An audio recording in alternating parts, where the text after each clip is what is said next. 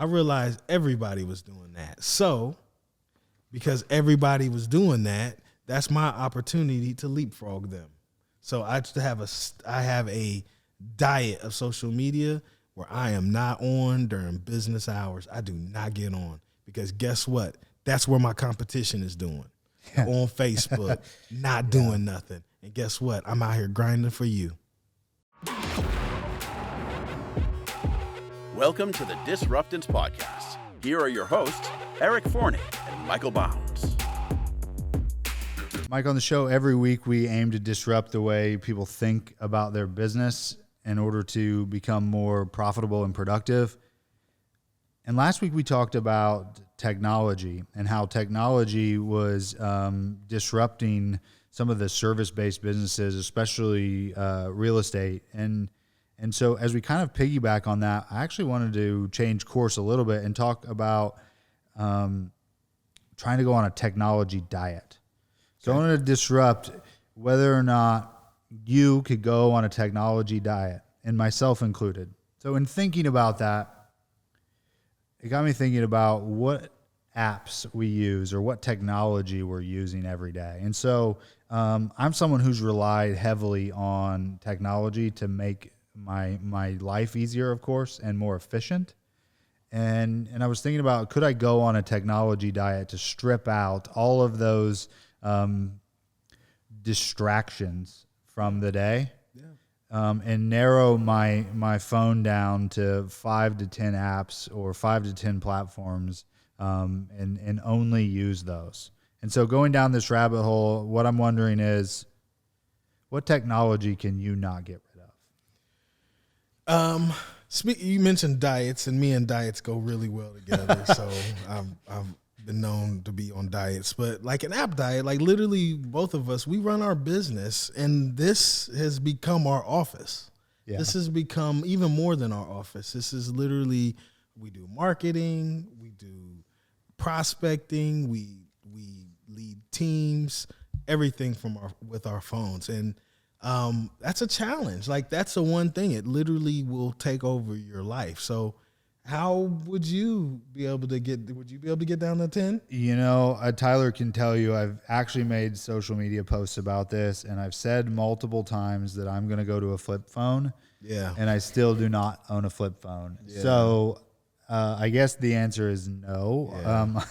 Clearly I can't. And so I was just kind of playing the game of, what if I could only go to 5 or 10? So what 5 or 10 would you go? Give me one, and then I'll give you okay. One. So far and away, I couldn't do a flip phone if it didn't have YouTube. Yeah. Like a life without YouTube is not living. And so for me, YouTube is a must-have. I agree. I mean, it's everything. It right? is. Like, it's how you learn everything. Correct. Like, it's literally a brain. It's my brain. Yep. Yeah. Like, if I want to learn how to create a food truck. Yeah, that's true. I could literally learn how to create a business with YouTube. So I'm sorry I jumped in. No, it's on my top. It's by far, it looked like when I pulled up my phone, it was almost like 3 hours a day of YouTube. Now, in my defense, I listen to YouTube far more than I watch anything on YouTube. However, we don't have cable and a number of streaming services because the only stuff we watch is on YouTube. Right. And so at this point in time, I will happily keep my $10 a month subscription to YouTube for the no commercials and none of the annoyance. YouTube, done deal. And speaking of YouTube, you can now watch this podcast That's right. fully on YouTube. That's right. Great plug. I love it. And the link will be in the comments. So check out YouTube. Great plug. So Mike, what's your one non-starter? What can you not get rid of? Audible. Okay. Audible. Okay. I listen to books, and if I ever want to, the problem is being a real estate agent and running a real estate firm and also running a market center is challenging, and it's way harder than my feeble mind could do alone. So there's other people that have done it before me, and thank goodness they've documented it all in Audible. Yeah, I'm with you. Although I will say from a diet perspective, I have decided this year to actually go on an Audible diet. Okay. Yeah, I'm actually going to read less. Okay. And by that, I mean, I'm going to, I've committed to no new books. Now I've already broken that. However, it will be significantly limited because I've gotten to a point where the number of books that I've read is unreasonable. It seems like. And the How many books do you read? I mean, I used to do 5.5 hours a day or so of. That's gangster, right? But it. Here's the problem: is that eventually you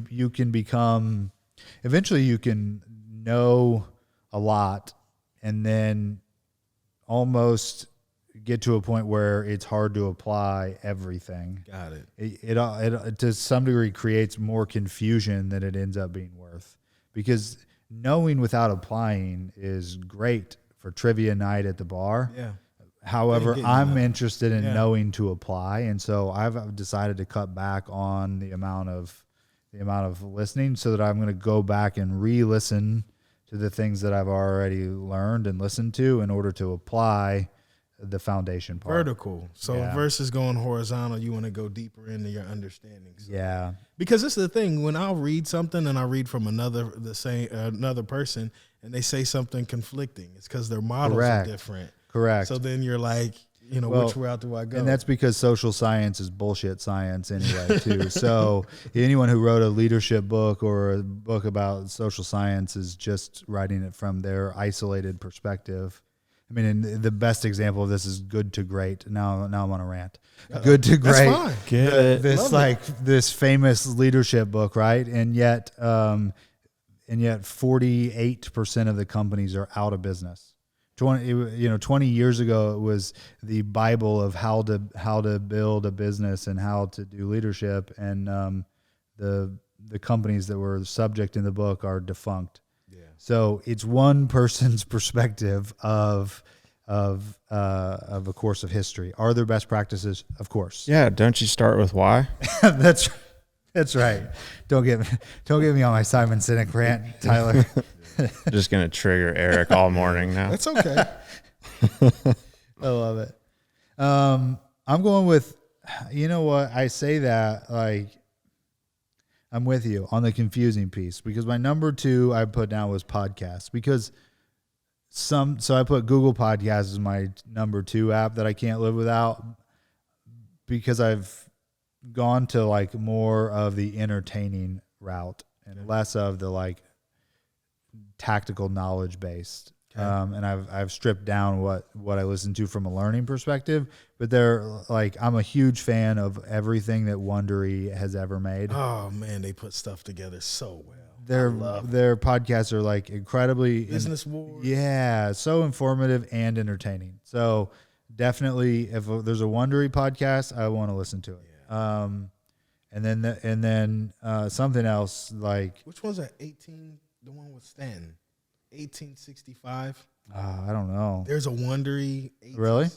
Okay, I need to listen to it. What it was right when Abraham Lincoln was assassinated. Yeah. And so what it does, it's literally a podcast, but it's like it's in that time. Yeah. So like they're actually like, it's like, it reminds me of how they used to do back when the radio, you'd sit there and radio shows. Yep. Yeah. And it's like, it's set in 1865 at the assassination of Abraham Lincoln. That's cool. And so with all this stuff going on, history kind of makes me. That'd be cool. It kind of gives me comfort, because I know we've been through challenging times. Yeah. And what's more challenging than during that time? So I really geeked out on that. So that's my plug for that. Y'all, if y'all want to hear really well, Wondery 1865 is super dope. It was super dope. Everything they do is so good. Yeah. Sorry. They're like old. That's the best example. They're like old timey radio stories. They're like so good. I felt like I should light a candle. Yeah. I learned about neural networks and machine learning on one of theirs, which was fascinating to me. Like, they're such good, and they make it in a way you can understand it and remember it. Yeah. Okay, I guess it's my turn. Mine hasn't been, but it's fastly becoming, is Zoom. So my Zoom app is becoming more and more as we become more isolated as a culturally, it's a way for me to be able to connect and collaborate with people on either real estate agents from my team lead role or clients and vendor partners from my real estate firm perspective. And so it's a really good way for me to get with people and collaborate and then break down and connect with them on more of a one-on-one level. So, and I'm able to like literally stack up appointments and meet with way more people, and I cut out all my travel time. So Zoom has been massive. It's like giving me way more time. What tips would you have for somebody that is getting onto Zoom so you've had a lot of meetings on Zoom. Yeah. And you've talked to a lot of people on Zoom. What kind of tips would you give somebody that would like to take more of your approach with Zoom and leaning into it versus just being kind of camera shy? Yeah, everybody is like, oh, I'm over Zoom. But this is the thing. Not everybody's over Zoom. And so, like, there is a pandemic out there, and there are people that are kind of gun shy. And there's a way for me to, like, what's funny is the initial, hey, I'm calling somebody on the phone and saying, hey, do you want to meet me for a Zoom? That is weird to me because I'm old. Because that's not something I've ever done. But then once you get on the Zoom, all that goes away. For me, anyway. Does it for you guys? I try. I'm on a Zoom diet. I could delete Zoom tomorrow if my job didn't require it. Yeah, well, but I'm one of those that would be that zoomed out. Yeah. Well, the thing is, I'm able to connect with a lot of people, and I don't have to leave I've literally discovered a way to sell real estate without leaving my house. Yeah, of and course. you could do it with Zoom. And I've figured out how to like meet with agents. And you don't have to leave your house. So Zoom is becoming more and more important. And it's actually allowing me to be efficient. So I can stack up Zoom appointments and meet with way more people than before, where I had to get in my car and I had to go an hour and then I had to meet with them. It's allowing me to be way more efficient. I'm laughing only because I didn't leave my house 4 days last week during the week. So you're right. Sweats. 3 days last week, which was crazy. It was weird. Yeah. Okay, that's really unusual for me too. This is a cop-out, but I can't live without Google Maps and without Google Calendar. Like, I just had to lump them together because pretty much the Google suite of products, Drive included, I can't live without. Like, I in order to drive, yes, my car has one of those antiquated navigation systems that I've never used because the phone is just better. Yeah, and you can't beat Google Maps. I like, there's just no way to, I'd be going through a cornfield if I used the GPS in my car because I'd be like, I haven't had it upgraded since 2015. Exactly. Yeah, exactly. So whether or not I like it or would say that it makes my life wildly improved or that it's a hack, I don't know that I can say that, but it certainly is a big deal. I will say, Mike, one thing that on the calendar side that helps, I use my calendar. I die without a Google Calendar. I realize that some people don't use calendars at all, which means you're dumb. And then, no I know that some, like Gary Keller likes a written calendar. Okay. No need to debate that, but nonetheless, I can't imagine living without a calendar. Yeah. I would say my Notes app. Notes, okay. So the Apple Notes app is really good. Yeah, I've talked about this. I don't know how many of you guys listen to this podcast. I'm still amazed people listen to me. They hear what I say. But anyway, with that being said, the one thing that's really transformed my career and the way I view business is me getting organized. So the Notes app, what I do is I keep several lists. I keep a next actions list. I keep someday maybes list. I have a couple, like I have an executive assistant, and I have a market center assistant, and I have an assistant. So now I have literally lists for them what I'm waiting for. And so what that allows me to do is to like sleep. Because I used to think, oh, snap, I got to send, Kiara, this, or I got to do that. And by me being able to actually write stuff down and then hit it later when I have time, it's allowed me to actually sleep. Go back to that again. Tell me, what was your breakdown on that? On the way that you categorize? You said you've got... So, I have a few, so I have a someday maybe list. So like, I would like to learn Spanish. I would like to learn an instrument. Yeah. I'll put those things on there, and then when I'm ready, I'll then create a next action, download, app to learn Spanish. And then you see what I'm saying? Yeah. So then each of my lists funnel into my next action list, which they're kind of like viewed as like maybe project management, maybe like I have create a big project. Yep. And then I do but what it's allowed me to do is allowed me to become way more efficient.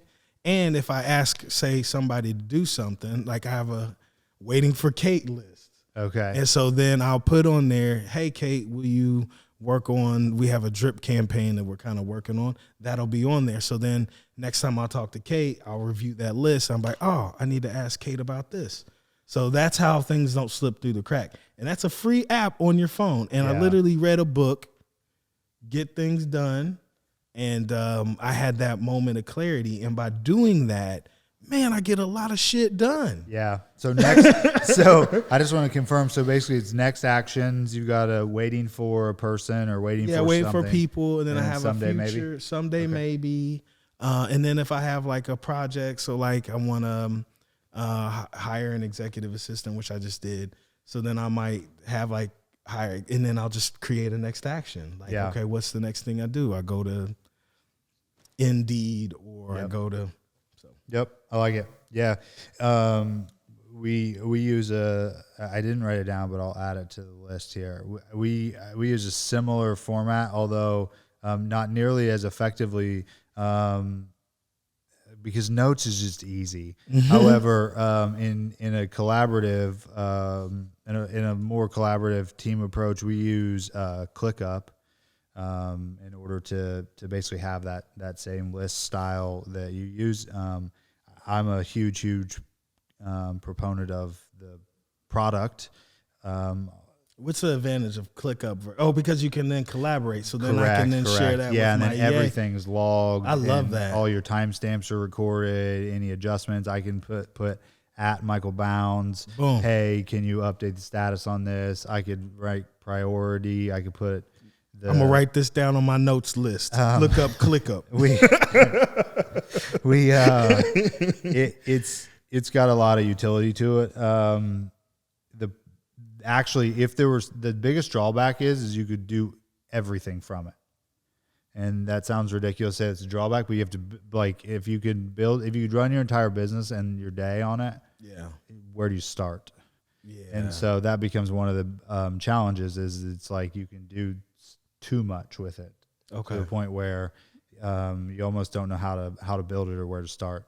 But I actually wrote, I have one more list that I have. That I also have a book list. Like anytime you like mention a book, I'll write it down. I have a need to read book list. Okay, and I literally, when somebody drops a book, I'll pick up my phone and I just like write down the name of the book.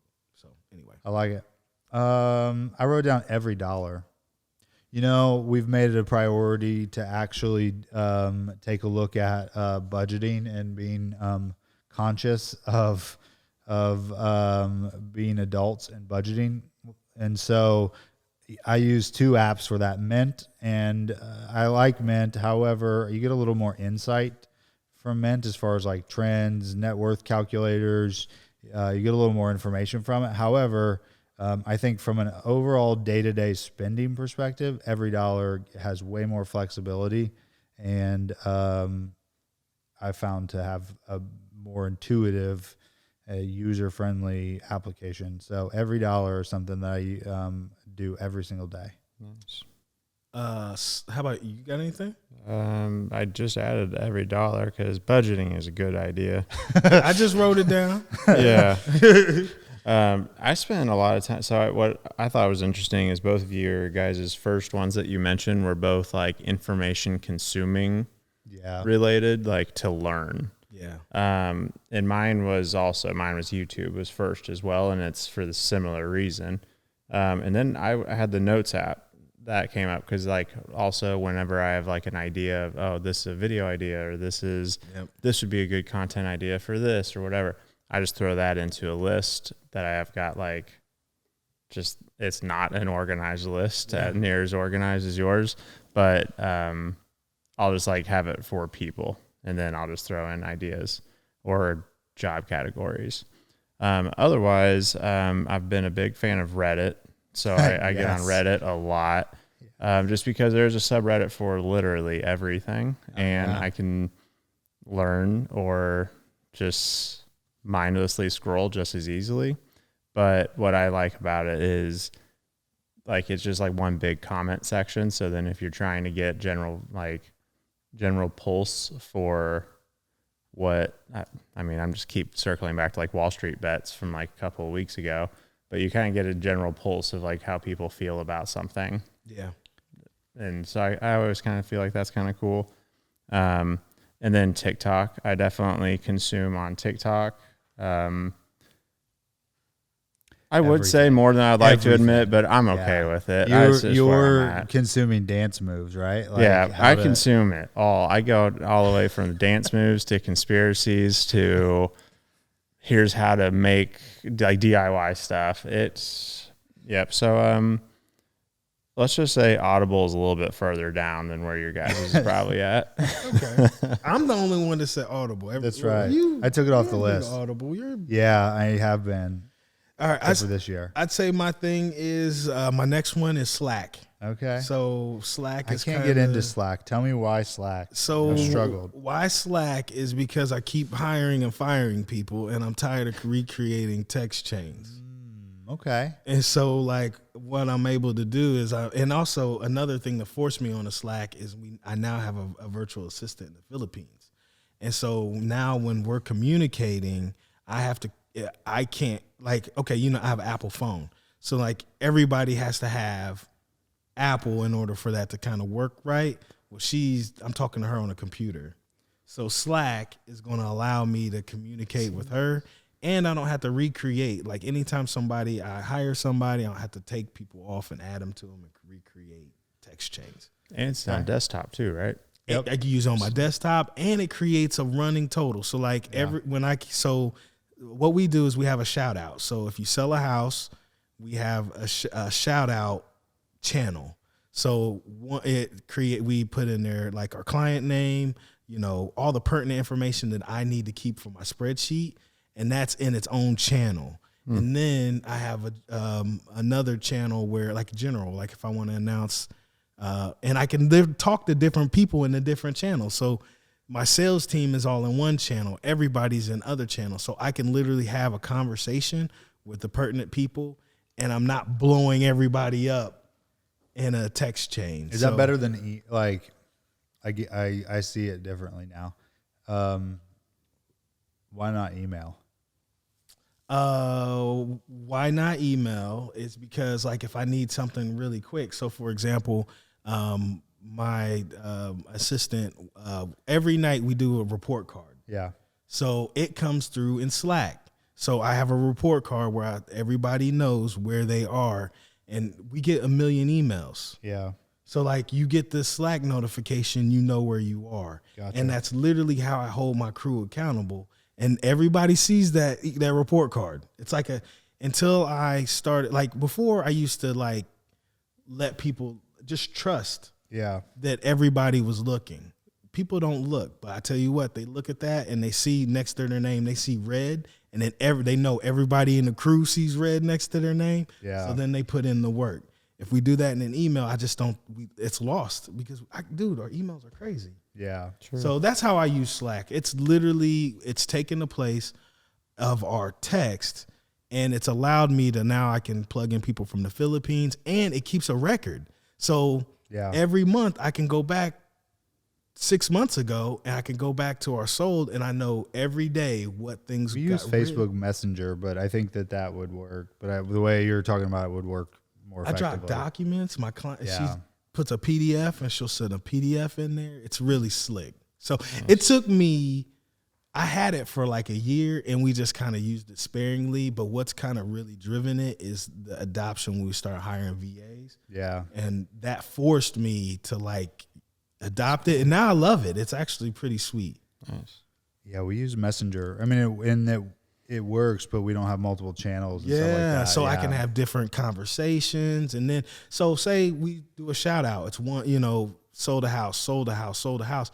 That gets muddled down in other conversations by keeping it in its own little channel. And then I use it as a tool. Like everybody wants to shout their sell out. Yeah, of course. Yeah, which is good. Yeah, it's a good thing. So anyway, that's how I use it.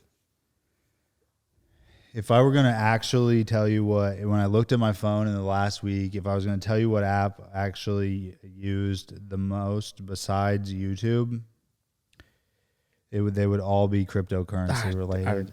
I was going to say, let me guess, and I knew that was what I was going to say, dude. So I wrote down right now. I've been using my CoinGecko account the most because you can't trade on it, but you can check to see the latest. Like you can check your portfolio update. So nonstop. I in fact added it to my homepage so that the widget runs now, so I don't have to check it. Yeah, it's so right there. Currently, I cannot live without it, especially in this bull market. It's definitely number one. I would get rid of YouTube right now if I only had the option of cryptocurrency or nothing. I would too, man. If I had my life savings into crypto, That's what I'm going with. Did you do yours? Yeah, I mean that I can count that, right? Yeah, count. Yeah, of course. Okay, because I'm going to count my next one, and my next one you guys are going to think is a cop out, but it is vital to my success, and that's the clock app. Oh, dude, I had that on here too. Yep. Yeah, I had my It's the clock app. Yeah. Like every morning I get up, I look at my calendar. So I talk about my lists. All my lists feed into my calendar. And then my calendar feeds into that clock app. So when I get up in the morning with all these Zoom calls and all these appointments, I literally go in and you should see my clock app. Like it literally has. Does it read it to boom, you, boom. or does it tell, or you just it's saying how do you have your structure? Like look all my I'll just go in and then like today is Saturday, so these aren't. So those are basically your clock app. It has a set of alerts that sync to your calendar, and then you get a notification. You're adding extra little. Okay, help me out here. This. I'm just using a regular clock app so that it just sends out. So 8:40, I get an alarm because me and you have a huddle. Yeah. And so because we're going on all these. This is what happened to me. We go to Zoom World, and then I would literally forget. Oh snap! I got a Zoom meeting. Yeah. So literally, I get up in the morning, I look at my calendar, and I open up my clock app and I go in and I put the times and then I get an alert. Okay. So I wish it was like as fancy as what you were trying to make it, but like literally this is one of my top apps. If I did not have the clock app, nothing else would work. Google Calendar does that. It'll just auto sync it for you. So the problem is this. My calendar, I get so many alerts. Yeah.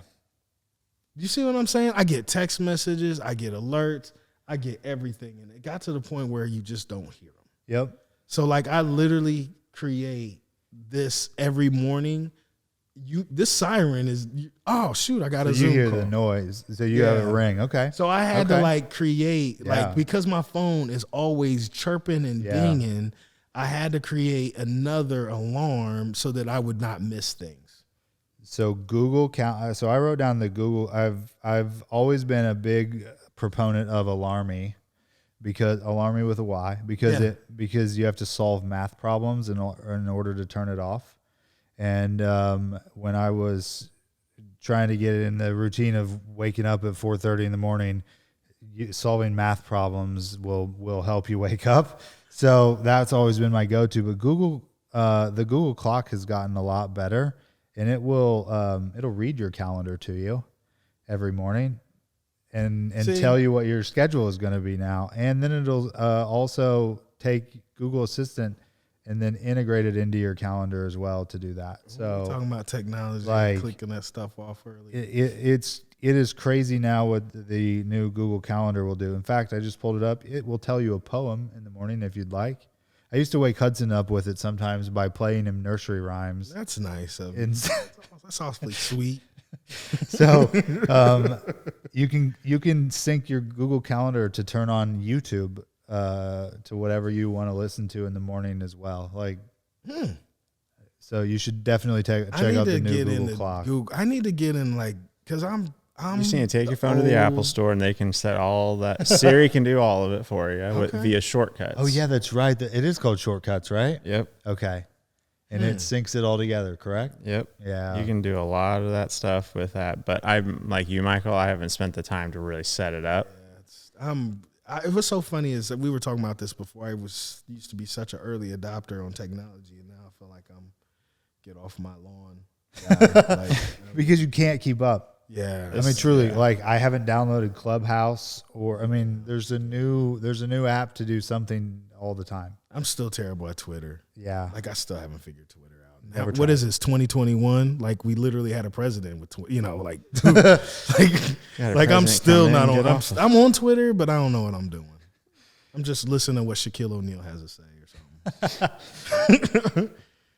Mike, I'll quickly go through the one other one I wrote on here that I think has been good for productivity is an app called Insight Timer, and it's an app that has guided meditations, gratitude courses that you can do, music, sleep tracks, a number of like mental health, emotional health, spiritual health related resources. What I've gotten into recently is the music section of it, not because it's going to be anywhere on the Billboard Top 100. So Britney Spears or something? It's like it's Justin Bieber, but it's like music with basically no lyrics, or it's like coffee house type music. Something that's called chill not hop. A distraction. What's that? It's called chill hop. That's chill what hop. I've got a playlist that's 14 hours long on YouTube of chill hop, coffee house beats to get work done too. See, and this is like, so it's interesting. They've got like deep sleep music. They've got like, that's cool. Theta dream sleep. You've got like beta wave music, all these like different sounds that are supposed to increase productivity. And then I'm big on the meditation timer and the meditation section as well. I bought one of them, those Oculus, and that dude, I need to bring that. Have y'all? Dude, no, I'm not. Next one, I'm gonna bring it. And dude, it's like meditation. Oh yeah. Yeah. So that's super sweet. Next time I'll bring it. I got it for my lovely wife. Got it for me for our anniversary. So it's super sweet. Special edition episode here. Yeah. Yes. My last one is where we get our podcast, and you guys can check out our podcast wherever you get your fine podcasts. Are you an Apple?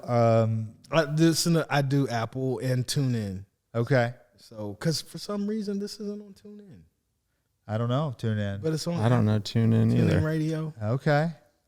I don't know TuneIn Radio. Maybe that makes me an old man that needs to get off. Old. I'm old, man. Like I've been listening to TuneIn. Like maybe it's because TuneIn is like antiquated, and but I listen to Apple Podcasts. Okay. Figure it out. Yeah. Have our listeners let us know which one you listen to. Yeah, which one you guys listen to? Where do you guys get your podcast? And let us know so we can make sure that we're where you guys are. So that is really important that you guys listen to your podcast and keep listening to us. So, Mike, what I'm taking away from this conversation today is that going on a full-fledged technology diet, not an option. Not if you want to be an entrepreneur. Yeah. Literally, that's the wave of the future, and this is what drives our business.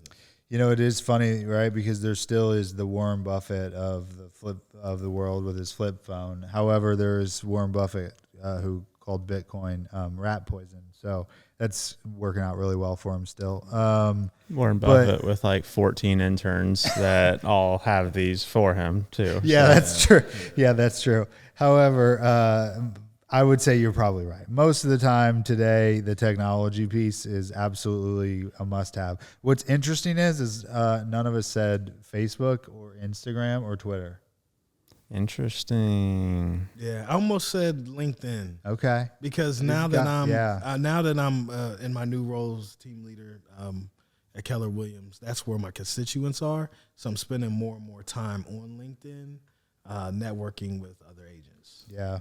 So yeah, I've definitely spent time on Instagram, but definitely less and less time. Absolutely. And I'm trying to take a diet on Facebook. I've literally have been like everything you see. I literally go on there and I post business stuff, but you don't see me really lurking.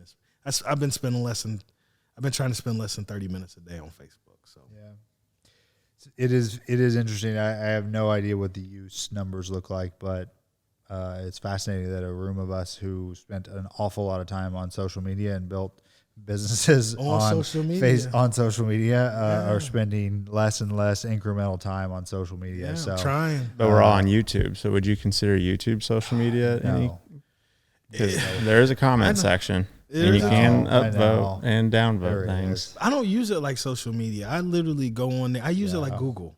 So it depends. There's some people that use YouTube and they're just like use it like social media. I go on, hey, I want to learn I want to hear Gary Keller's from State of the Union from 2017 or whatever. Mm-hmm. Yep. And I'll get on there, I'll listen to it, and then I pop off. I don't stay on YouTube like that. I've never made one comment on a YouTube channel, so I'm going with it's very antisocial for me. Yeah. All right. So when we think about the tying it all back together from a business perspective, clearly there's the technology aspect that has a ton of efficiency and a ton of convenience from a life perspective. However, from a real estate perspective, we didn't mention any real estate applications that we couldn't live without either, which I think is a fascinating observation that tells me as well that while we run our entire business from our phone, there isn't a piece of real estate software that is exclusively serving as one vertical stream of integration to where we run our business. Now, I realize that currently KW Command is working to become that vertical stream of business for the real estate industry. But right now, it is still a platform of separate technology tools in order to go through a day-to-day of running a business. There is no singular way to operate. I agree. Now, I didn't bring up my CRM. Yeah. My CRM is the number. If I didn't have a CRM, I wouldn't sell a house. So yeah, that or you'd have to use your notes app. I'm old school. I used to have an Excel spreadsheet. I used to use pen and paper. So the number one app that I use is my CRM app. But like on top of that, there's other things that kind of I layer on top of that. Word swag, that's what I use for posting on social media. But as I am growing as an entrepreneur, a lot of those things are getting delegated to, your staff. Yeah, you know what I'm saying. So, yeah. Yeah, so there's a ton of different apps that can be used. The reality is that the more and more that we put onto our phones and into our life, the more distraction it becomes, right? The less and less focus we have, the less productivity and the less profitability from a business perspective. That's why I stay off of social media. How many times I get on Facebook, and then 45 minutes later I'm doing this, and then guess what? This is what I realized. I realized everybody was doing that. So, because everybody was doing that, that's my opportunity to leapfrog them. So I have a diet of social media where I am not on during business hours. I do not get on because guess what? That's where my competition is doing. On Facebook, not doing nothing. And guess what? I'm out here grinding for you.